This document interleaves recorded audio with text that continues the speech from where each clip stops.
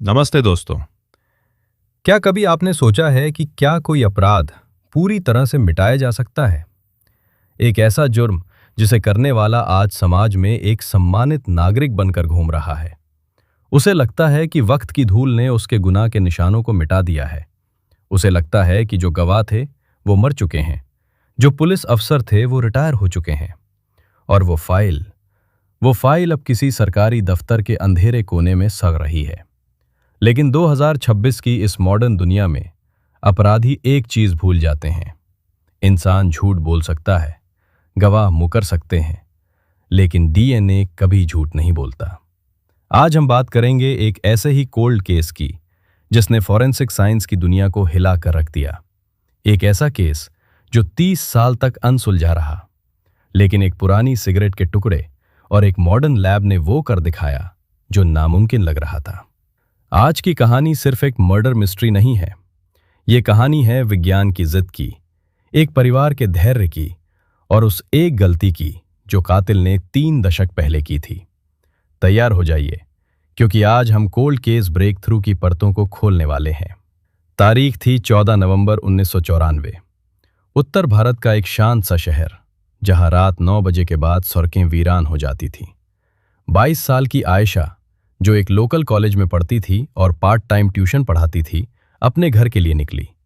उसका घर bus stand से महज 15 मिनट की दूरी पर था। आयशा उस रात घर नहीं पहुंची। उसके पिता, जो एक रिटायर्ड स्कूल टीचर थे, पूरी रात बस स्टैंड और पुलिस स्टेशन के चक्कर काटते रहे। लेकिन उस दौर में पुलिस अक्सर कहती थी, शायद किसी के साथ चली गई होगी, सुबह तक आ जाएगी। पर सुबह जो खबर आई, उसने पूरे शहर की रूह कपा दी। आयशा की लाश शहर के बाहर एक निर्माणाधीन बिल्डिंग के पीछे मिली। उसके साथ दरिंदगी हुई थी और फिर उसका गला घोट दिया गया था। मौके पर कोई हथियार नहीं था, कोई संघर्ष के निशान नहीं थे। सिर्फ एक चीज मिली, एक अध जली सिगरेट और एक पुराना रुमाल। उस दौर में डीएनए टेस्टिंग भारत में अपनी शुरुआती स्टेज में भी नहीं थी। पुलिस ने फिंगरप्रिंट्स लिए, लेकिन वो किसी अपराधी से मैच नहीं हुए। महीने बीते, साल बीते। आयशा के माता पिता ने हर बड़े अफसर का दरवाजा खटखटाया। हर चुनाव में नेता आते, इंसाफ का वादा करते और चले जाते। धीरे धीरे आयशा का नाम अखबारों से गायब हो गया। केस कोल्ड हो चुका था, यानी एक ऐसी फाइल जिसे सुलझाने की उम्मीद अब खत्म हो चुकी थी। लेकिन उस केस की फाइल में वो सिगरेट का टुकड़ा और रुमाल एक प्लास्टिक बैग में सील थे। किसी को नहीं पता था कि 30 साल बाद यही प्लास्टिक बैग मौत का वारंट बनेगा। अब हम आते हैं वर्तमान में। साल 2024। फॉरेंसिक लैब में एक नई टीम आती है, जिसे कोल्ड केस टास्क फोर्स कहा जाता है। इनका काम ही यही था, पुरानी फाइलों से सबूत निकालकर आधुनिक मशीनों में डालना।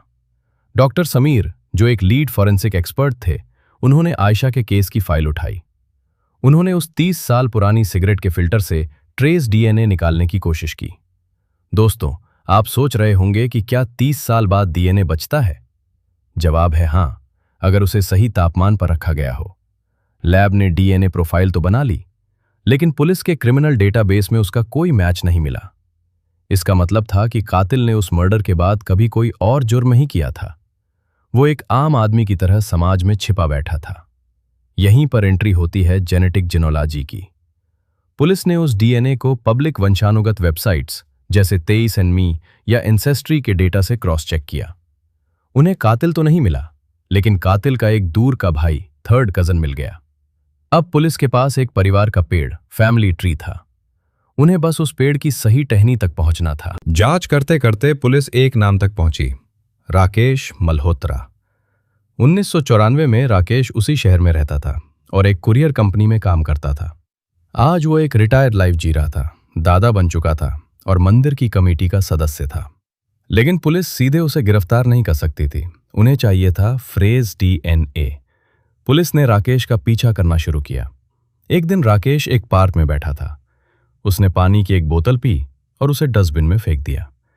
जैसे ही वो गया, सादे कपड़ों में पुलिस वाले ने वो बोतल उठा ली। जब लैब का रिजल्ट आया तो सन्नाटा छा गया। 30 साल पहले उस सिगरेट पर जो लार थी, वो राकेश मल्होत्रा के डीएनए से पूरी तरह मैच कर गई। जब पुलिस ने राकेश के घर पर दस्तक दी तो उसने पूछा, क्या बात है? इंस्पेक्टर ने धीरे से कहा, राकेश जी, हम आयशा के बारे में बात करने आए हैं। वो नाम सुनते ही राकेश का चेहरा सफेद पड़ गया।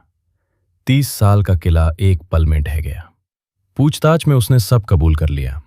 उसने बताया कि उस रात वो नशे में था और आयशा को अकेला देखकर उसकी नीयत बिगड़ गई थी। उसे लगा था कि वो कभी पकड़ा नहीं जाएगा। दोस्तों, आयशा के माता पिता अब इस दुनिया में नहीं हैं। वो अपनी बेटी को इंसाफ मिलते नहीं देख सके। लेकिन ये केस एक मिसाल है।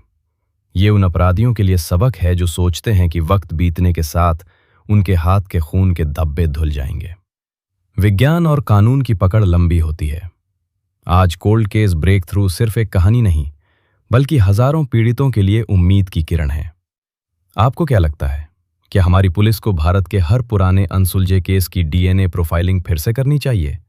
कमेंट्स में अपनी राय जरूर दें। अगर आपको ये रिसर्च और कहानी पसंद आई तो इस वीडियो को शेयर करें ताकि और लोगों तक ये जानकारी पहुंचे। सब्सक्राइब करना न भूलें, क्योंकि हम ऐसे ही और भी गहरे राजों से पर्दा उठाते रहेंगे। मिलते हैं अगले वीडियो में। सुरक्षित रहें, सावधान रहें।